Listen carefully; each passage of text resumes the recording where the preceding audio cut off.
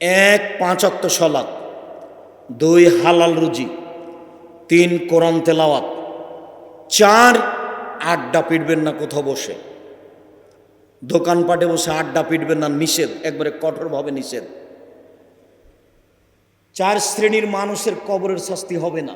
4টা থাকলো উপদেশ, নসিহত, আর 4টা থাকলো 4 শ্রেণীর মানুষের কবরের শাস্তি হবে না।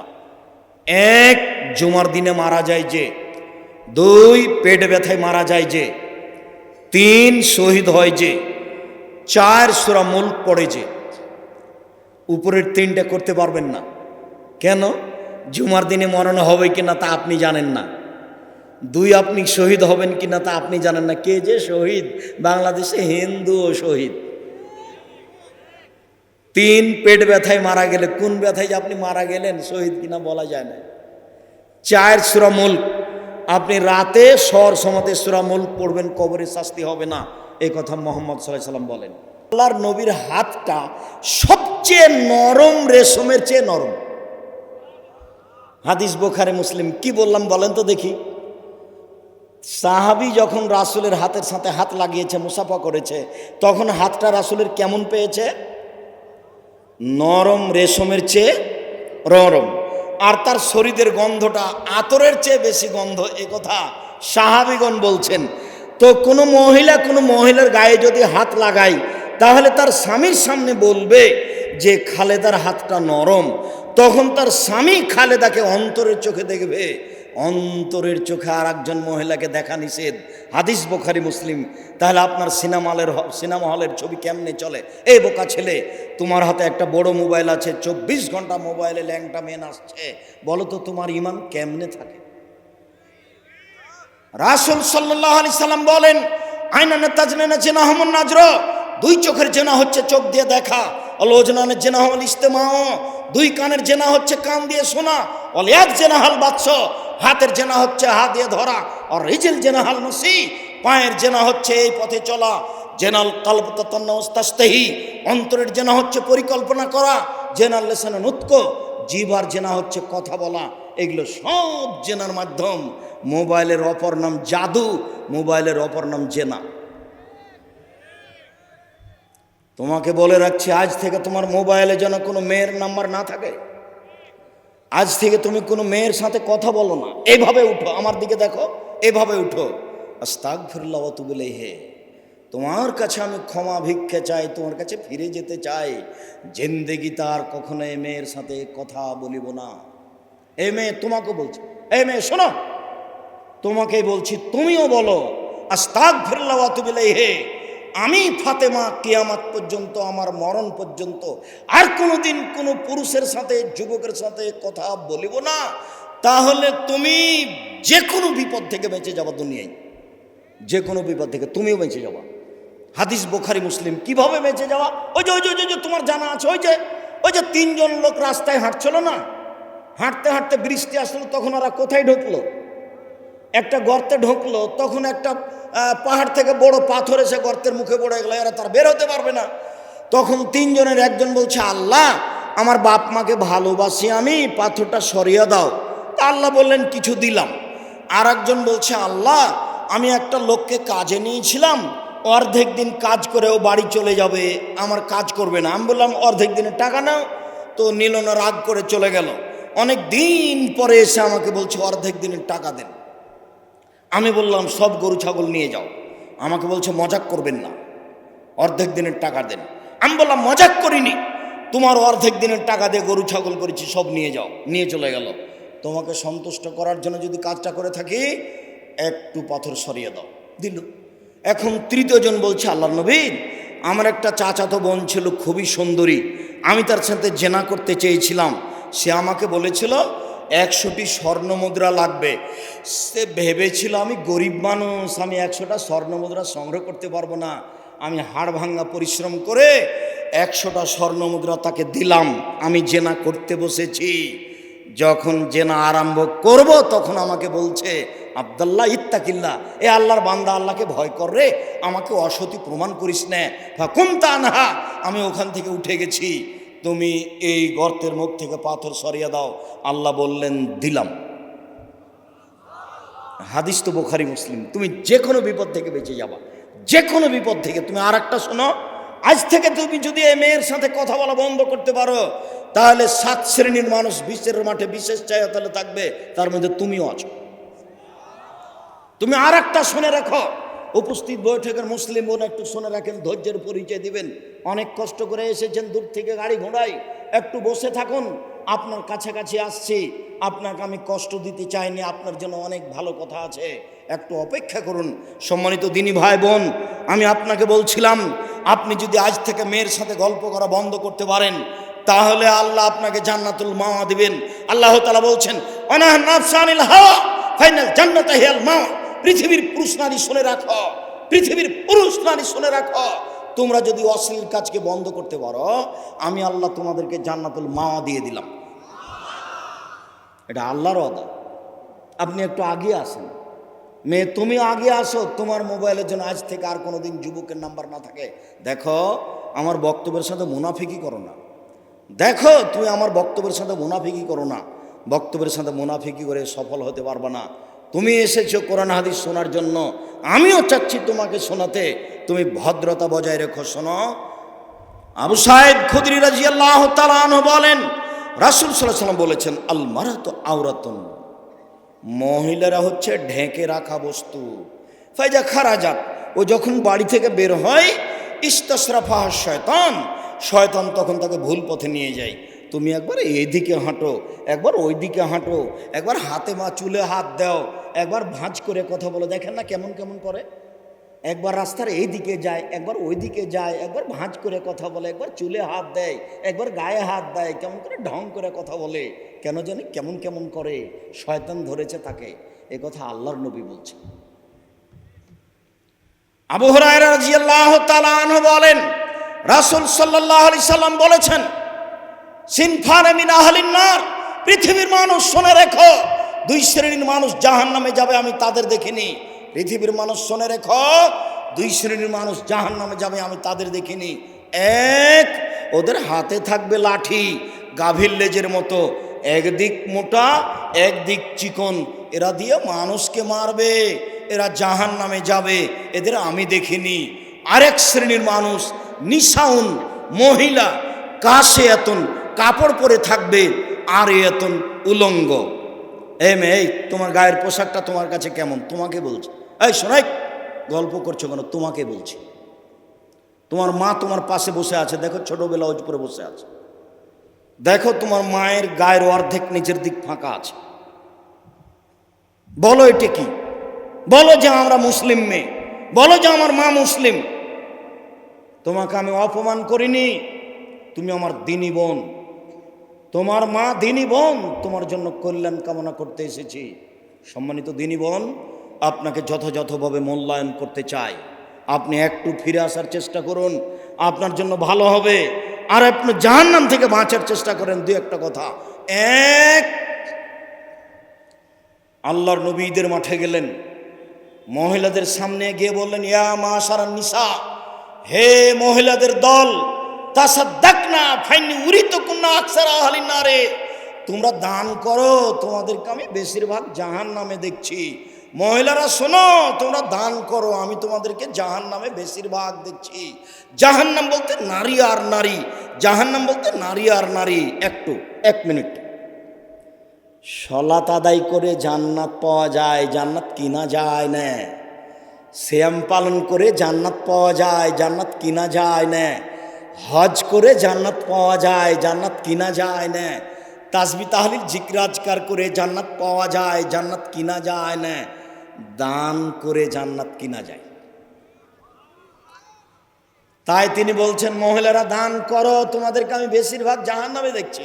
এবার মহিলারা কারণ বলছে যে কেন কেন আমরা জাহান্নামে যাব বেশি, একটু বলুন তো। তখন আল্লাহ রাসূল বলছেন, এই ছেলে, খেয়াল করো, তোমার মাকে বলে দিও, ও তো এসেছে আবার চলে গেছে, তো বুঝে না। তুমি তোমার মাকে বলে দিও জাহান্নামে বেশি কেন। আল্লাহ নবী বলছেন, এক, তুকসিরনা লানা, মহিলারা বেশি বেশি অভিশাপ করে, মহিলারা বেশি বেশি অপ্রয়োজনীয় কথা বলে, মহিলারা বেশি বেশি বদনাম করে, মহিলারা বেশি বেশি এর ওর কথা নিয়ে জড়িয়ে পড়ে, এই জন্য তারা জাহান্নামে যাবে। এক।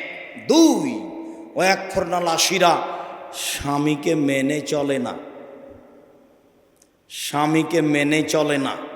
একটু আবার বলছি, আয়েশা রাদিয়াল্লাহু তাআলা আনহা বলছেন, আল্লাহর নবী একদা চন্দ্র সূর্য গ্রহণের সলাৎ শিখাচ্ছিলেন। গত জুমার আগের জুমায় ছিল চন্দ্র সূর্য গ্রহণের সলাৎ, আল্লাহ নবী সলাৎ শিখাচ্ছেন। তো সলাৎ শেষে সাহাবীগণ বলছেন, আল্লাহর নবী আপনি সলাতের মধ্যে হাত বাড়িয়ে কি নিলেন? আবার দেখলাম খালি পিছে হটছেন, এইটা কেন? এবার আল্লাহ রাসূল বলছেন উত্তর, শোনো, আমি সলাতের মধ্যে জান্নাত দেখলাম। তানাওয়াল তো উনকুদান, আমি মনে করলাম যে জান্নাত থেকে একটা ফলের গোছা নিয়ে নি। লা আখাযতুহু লা আকালতুম মা বাকিয়াতি দুনিয়া, যদি একটা ফলের গোছা নিয়ে নিতাম তাহলে পৃথিবীর মানুষ কিয়ামত পর্যন্ত খেত। তারপর আমি জাহান্নাম দেখলাম, এত কঠিন অবস্থায় আমি জাহান্নাম কোনোদিন দেখিনি, তাই আমি পিছে হটছিলাম। শোনো, আমি জাহান্নামে বেশিরভাগ নারী দেখলাম। তো সাহাবীগণ বললেন কেন? তখন আল্লাহ রাসূল বলছেন, বেকুফরিহিন না, ওরা কুফরি করে এই জন্য। তখন সাহাবীগণ বলছেন, একফুরনা বিল্লাহ, আল্লাহর কুফরি করে? তখন রাসূল বলছেন, না, একফুরনা লাসিরা, স্বামীকে মানে না। আমি কিন্তু অনবদক দিনী বোন, আপনাকে আমি কষ্ট দিতে চাইনি। আপনার জন্য জান্নাত সহজ, এটা আমি বলছি, একটু পরে বলছি, আপনি শোনেন একটু। স্বামীকে মানে না। এরপরে আল্লাহ রাসূল থামলেন না, বলছেন যে ওরা এমন, লাউ আহসানতা এলা ইহদাহুন্না দাহারা, ওদের সাথে যদি সারা জীবন ভালো আচরণ করো, নরম ভালো কাপড় কিনে দাও, লাউ রাত মিনকা শায়ান, তোমার যদি একটু ভুল দেখে তাহলে বলবে মারায় তো খায়রান কাত্ত, তোমার মধ্যে কোনোদিন ভালো দেখিনি, চট করে এটা বলে ফেলবে। এবার উপস্থিত বৈঠকের মুসলিম বোন, আপনার নিকটে ফিরে আসলাম। আব্দুর রাজাক সাহেব আমাদের ব্যাপারে অনেক বলেছেন, একটু জান্নাতের দু একটা কথা বলেন। জি, আপনার জন্য জান্নাত সহজ। দিনী মুসলিম বোন, আপনার জন্য জান্নাত সহজ। চারটা কাজ করলে আপনি জান্নাতের যে কোনো দরজা দিয়ে ঢুকতে পাবেন। এক, সলাত খামসাহা, 5 ওয়াক্ত সলাত আদায় করলে জান্নাতের সব দরজা দিয়ে ঢুকতে পাবেন। 2, সমাত শাহরাহা, রমজান মাসে সিয়াম রোজা থাকলেই জান্নাতের সব দরজা দিয়ে ঢুকতে পাবেন। 3, আতাদ বালাহা, স্বামীকে মেনে চললে জান্নাতের সব দরজা দিয়ে ঢুকতে পাবেন। 4, আহসানাত ফারজাহা, জেনায় লিপ্ত না হলে জান্নাতের সব দরজা দিয়ে ঢুকতে পাবেন। 4টে হয়ে গেল, তার মধ্যে একটা আপনার কাছে ভারী। 1, 5 ওয়াক্ত সলাত, আপনি তা পারেন। 2, রমজান মাসে রোজা, এটাও আপনি পারেন। 3, জেনা কোনোদিন হয়নি, এটাও ভালো। 4, স্বামীকে মেনে চলা। আব্দুর রাজাক সাহেব, এটাই তো কঠিন। আমি আপনার দিনী ভাই, আপনাকে আমি পরামর্শ দিচ্ছি, তিতে লাগলেও স্বামীকে মানেন, মিঠা লাগলেও স্বামীকে মেনে চলেন, গালি দিলেও আপনি মেনে চলেন, আপনার জন্য ভালো হবে। যদি আপনি না পারেন তাহলে সংসার ত্যাগ করেন, ত্যাগ করা সহজ। কাজীর কাছে যান, চেয়ারম্যানের কাছে যান, গিয়ে বলেন আমার স্বামীর সাথে আমার সংসার হবে না, সম্ভব নয়, ভিন্নর ব্যবস্থা করে দেন। একটা তালাকনামা, খোলা তালাক লিখে স্বামীর বাড়ি পাঠিয়ে দেন। 30 দিন পরে আপনি অন্য জায়গাতে বিবাহ বসেন, এর নাম খোলা তালাক, আপনার অধিকার আছে। আপনাকে আমি এই পরামর্শ দিইনি, তবে আপনি অধিকার গ্রহণ করতে পারেন। আমি বলছি কষ্ট হলেও মেনে চলেন।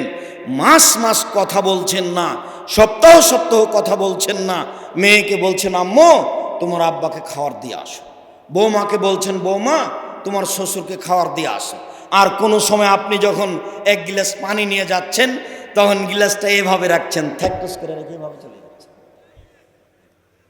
এইভাবে সংসার করতে হবে, এইভাবে জাহান্নাম যেতে হবে, দরকার নাই এই সংসারে। আমি আপনাকে পরামর্শ দিচ্ছি, আপনি মেনে নেন, ভালো হবে।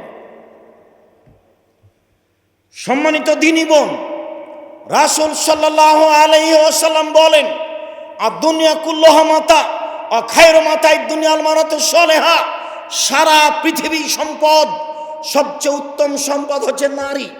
এই ভাষা রাসূল সাল্লাল্লাহু আলাইহি ওয়াসাল্লাম শুধু নারীদের জন্য বলেছেন, কোনো পুরুষের জন্য বলেননি। এক মিনিট এদিকে দেখেন, মানালা জারিয়াতাই নেই, কেউ যদি দুইটা মেয়ের লালন পালন করে, হুয়া আনা ফিল জান্নাতে হাকা যা, সেই ব্যক্তি আর আমি জান্নাতে এইভাবে থাকব। তখন আঙ্গুল দুটিকে তিনি জমা করে দেখালেন। পৃথিবীর মানুষ শুনে রাখো, কেউ যদি দুইটি মেয়ের লালন পালন করে, তাহলে সে ব্যক্তি আর আমি জান্নাতে এইভাবে থাকবো। তো তার যা 7টা মেয়ে, তার জান্নাতে চলেই গেছে, মরেনি সেই জন্য। 3টা মেয়ে যার জান্নাতে চলে গেছে, মরেনি সেই জন্য। আল্লাহ নবী বলছেন, কেউ যদি 2টা মেয়ের 1টা মেয়ের লালন পালন করে, তাহলে মেয়েটা হয়ে যাবে মধ্যে, ওইদিকে হবে জাহান্নাম আর এদিকে থাকবে তার বাপ। মধ্যে আছে মেয়ে, ওইদিকে আছে জাহান্নাম আর এদিকে আছে তার বাপ। বুঝাতে পারলাম না? আগে তার বাপের জান্নাত হবে, তারপরে তার মেয়ে জান্নাতে যাবে। আপনি বুঝতে পারেননি নারীদের কত মর্যাদা, আপনি হিসাব করতে পারেননি তাদের আল্লাহ কত সম্মান দিয়েছে। রাসূল সাল্লাল্লাহু আলাইহি ওয়াসাল্লাম বলছেন, আন-নবিয়্যু ফিল জান্নাহ, নবী জান্নাতে যাবে। অশহীদু ফিল জান্নাহ, শহীদেরা জান্নাতে যাবে। অসিদ্দিকু ফিল জান্নাহ, সত্যবাদীরা জান্নাতে যাবে। ওয়াহলুন নিসায়ে ফিল জান্নাহ, মহিলারা জান্নাতে যাবে। এখানে আপনার নাম আসেনি। তবে যখন মহিলারা জান্নাতে যাবে বলেছেন আল্লাহ নবী, তখন একটা কথা লাগিয়ে রেখেছে। সেটা হলো এই যে, যারা বেশি বেশি সন্তান দিতে পারে, যারা বেশি বেশি স্বামীকে প্রেম বিনিময় ভালোবাসা দিতে পারে, যারা স্বামীর ব্যথার সাথে সমব্যথিত হয়, তাকে ভালো পরামর্শ দিতে পারে। স্ত্রী হিসাবে স্বামীকে পরামর্শ দেওয়ার মতো বুদ্ধি থাকতে হবে। 1 মিনিট, এই ছেলে, কথা তোমাকে নিয়ে যেতে হবে, সাবধান, একটু বসো, এদিকে শোনো। খাদিজাকে এসে আল্লাহর নবী বলছেন, গারে হীরা থেকে এসে আল্লাহ নবী বলছেন, খাসি তলা নাফসি, খাদিজা আমার যে কি হয়, আমি মরে যাই নাকি, আমি খুব ভয় পাচ্ছি। ঘন্টার শব্দে কে যেন আমার কাছে আসলো, আমাকে চেপে ধরলো, চেপে ধরে বলছে পড়েন। আমি বললাম আমি পড়তে জানি না। বলছে পড়েন। আমি বললাম আমি পড়তে জানি না। বলছে পড়েন। আমি বললাম আমি পড়তে জানি না। তখন আমাকে বলছে, ইকরা বিস্মি রাব্বিকাল্লাযী খালাক, আপনি আপনার প্রতিপালকের নামে পড়েন। আমি পিছে পিছে পড়লাম, উনি আগে আগে পড়লেন। খাদিজা আমি ভয় পাচ্ছি, আমার যে কি হয়। এবার খাদিজা কি বলছে দেখেন, এইটুকু আপনার স্ত্রীকে হতে হবে। এবার খাদিজা রাদিয়াল্লাহু আনহা বলছেন, কাল্লা, কখনো নয়, অসম্ভব, এটা হতে পারে না, আপনার কোনো ক্ষতি হবে না, কোনো সমস্যা নেই। এই কথা কে বলছে বলেন তো? স্ত্রী। তো সমাজে গন্ডগোল লেগেছে, তা আপনার উপরে খুব বিপদ, তো আপনার স্ত্রী কি বলবে? চিন্তা করবেন না, কোনো সমস্যা নেই, চিন্তা করবেন না, কোনো সমস্যা নেই, ইনশাআল্লাহ ঠিক হয়ে যাবে। এই কথা কে বলবে? স্ত্রী। ভালো পরামর্শ দেওয়ার একটু বুদ্ধি থাকতে হবে। দুনিয়ার হোঁচলা বেটি ছেলে কিছুই বুঝে না, খালি ঢং ঢং করে কথা বলার, খাওয়ার, বাজারে যাওয়া। বউকে বাজারে যেতে দিবেন না। স্বামী হলে 5টা জিনিস লাগে, খুব সাবধান। 1, যে মানের খাবেন সে মানের খাওয়াবেন। 2, যে মানের পরবেন সে মানের পরাবেন। 3, কটু কথা বলবেন না, কখনো বলবেন না ঠোঁটটা কালো, কখনো বলবেন না রংটা কালো, শুধু প্রশংসা করবেন, সারা রাত পা টিপে দিবে। 4, মুখের উপরে মারবেন না। 5, নিজের বাড়ি ছাড়া কোথাও যেতে দিবেন না। পুরুষ হলে এই 5টা করতে হবে। খালার বাড়ি যেতে পাবে না, ফুফুর বাড়ি যেতে পাবে না, নানির বাড়ি যেতে পাবে না, মায়ের বাড়ি যেতে পাবে না, জরুরি প্রয়োজন ছাড়া বাড়ি ত্যাগ করতে পাবে না। বাজার তো বহু দূরের কথা। বাজার গেছে কাপুসের স্ত্রী, আমাদের তো চলে, কই আমরা তো কোনোদিন বাজারে যাই না, তবুও তো চলছে, আমরা তো দুনিয়াতে বেঁচে আছি। আপনি আমার সাথে কথা বলে মোবাইলে যদি রিং দেন, তাহলে আমি শুধু অন করতে পারি, আপনার নামটা আমি সেভ করে ধরে রাখতে পারি না। আমি তো দুনিয়াতে আছি বেঁচে। আপনি তো মনে করছেন যে আব্দুর রাজ্জাক সাহেব আমার নামটা একটু নাম্বারটা ধরে রাখলো না। কত বললাম যে ভাই সেভ করে রাখেন, আমি তো সেভই করতে পারি না, যার জন্য আপনার নাম্বারটা আমি বুঝতে পারিনি। আপনি যখন রিং দিয়েছেন তখন আমি বলছি কে। অবাক কথা, কালকে আপনার হাতে 50,000 টাকা দিলাম, আপনি আজকে বলছেন কে। মানে খালি যদি আপনি টাকাটা দিয়েও বাহির দরজায় গিয়ে আবার রিং দেন, দিয়ে বলেন যে আমি অমুক বলছি, তা আমি বলবো কে আপনি। আপনি মন খারাপ করিয়েন না। জামিয়া সালাফিয়াতে দান করবেন আমাকে খুশি করার জন্য নয়। ওখানে আমার কাছে কোনো অতিরিক্ত সম্মান পাবেন এটা আমি বুঝতে পারি না। আপনি কোটি টাকা দিলেও আপনাকে ধরে রাখতে হবে এ মাথাতে আমার হিসাব নেই। আমি বলেছি পতিতালয়ের মহিলা যদি কুকুরকে পানি পান করে জান্নাত পেতে পারে, আপনি জামিয়া সালাফিয়াতে ভালোবাসা দেখিয়ে 10টা টাকা দান করলে আপনি জান্নাত পাবেন ইনশাআল্লাহ। জামিয়া সালাফিয়া একটা প্রতিষ্ঠান যেটা দল মুক্ত, জামিয়া সালাফিয়া একটা প্রতিষ্ঠান যেটা শিরক মুক্ত, জামিয়া সালাফিয়া একটা প্রতিষ্ঠান যেটা বিদাত মুক্ত, জামিয়া সালাফিয়া একটা প্রতিষ্ঠান কাউকে উঁচু করা লাগে না, কাউকে নিচু করা লাগে না, কাউকে উঠানো লাগে না, কাউকে নামানো লাগে না। আমাকে সম্মান দিয়ে এইভাবে আনতে হবে না আমি আব্দুর রাজ্জাক বিন ইউসুফ। আপনি যতই সম্মান দেন আমি লুঙ্গি পরে আছি, আমি আপনার কাছে সম্মান পেতে চাইনি।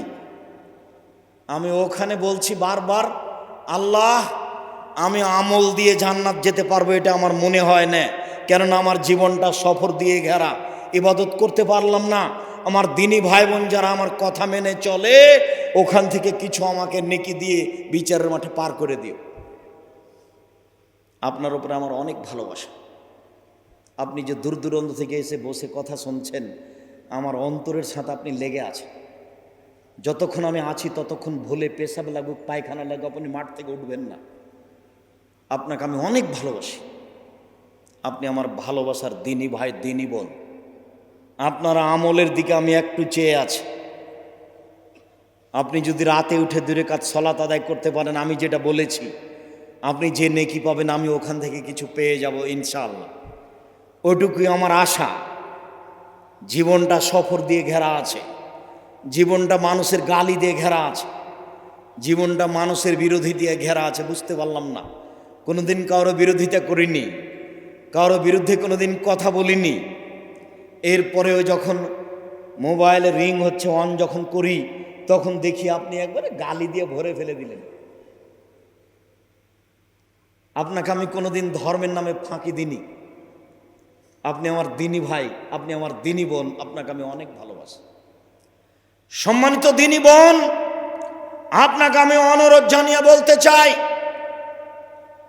আপনার জন্য জান্নাত সহজ।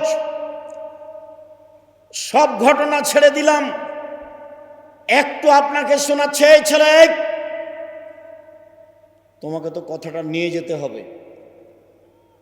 খুব কষ্ট দিলাম, আপনি দিন বোন, আপনাকে কষ্ট দিনি। আপনাকে আমি ইব্রাহিমের স্ত্রী সারার মতো মনে করছি, ইব্রাহিমের স্ত্রী সারার মতো আপনাকে মনে করছি। আরে আপনাকে জাহান্নামী বলবো কেন? আপনি ছোটবেলা উজপরে পেট দেখাচ্ছেন, আপনাকে আমি ঘৃণা করব কেন? আপনাকে আমি সারার মতো মনে করছি। এ দেখেন, ইব্রাহিম আলাইহিস সালাম তার স্ত্রী সারাকে নিয়ে এক এলাকায় ঢুকলেন। সেই এলাকায় ছিল স্বৈরাচারী শাসক। স্বৈরাচারী শাসককে বলা হলো, ইব্রাহিমের সাথে একজন মহিলা আছে, সে সারা পৃথিবীতে সবচেয়ে সুন্দরী। ইব্রাহিম আলাইহিস সালামকে বলা হলো, যেই মহিলা আপনার সাথে আছে কে? ইব্রাহিম আলাইহিস সালাম বললেন, হে উখতি, এ আমার বোন। এরপরে তিনি স্ত্রীর কাছে গিয়ে বললেন, শোনো সারা, আমি আকবার তো আপনাকে উখতি, আমি তাদের বলে দিয়েছি তুমি আমার বোন, আমি তাদের বলে দিয়েছি তুমি আমার বোন। ফালা তুকাদ্দিবি বিহাদিসি, তুমি আমাকে মিথ্যুক প্রমাণ করো না। তুমি যদি বলো সে আমার স্বামী, তাহলে আমি মিথ্যুক হয়ে যাব। সারা শুনে রেখো, ইন আলালার যে মোমেন গায়রো গায়রোকে, তুমি আর আমি ছাড়া মাটির উপরে কোনো মুসলমান পুরুষ নারী নাই। এই হিসাবে আমরা দুজন ভাই বোন বটে। মাটির উপরে আমি আর তুমি ছাড়া কেউ মুসলমান মোমিন পুরুষ নারী নেই, এই হিসাবে আমরা ভাই বোন বটে। এই পর্যন্ত বলার পরে স্ত্রীকে রক্ষা করতে পারলেন না। ফার সালা বেহা এলাইহে, স্ত্রীকে বললেন তুমি যাও, স্বৈরাচারী শাসকের কাছে যাও। স্বৈরাচারী শাসকের ঘরে ঢুকতেই ফাঁকা মাইলাইহা, স্বৈরাচারী শাসক তার দিকে দাঁড়িয়ে আগালো, হাত বাড়িয়েছে তাকে ধরবে। তখন সারা বলছেন থামেন, আগে অজু হবে, 2 রাকাত সালাত হবে।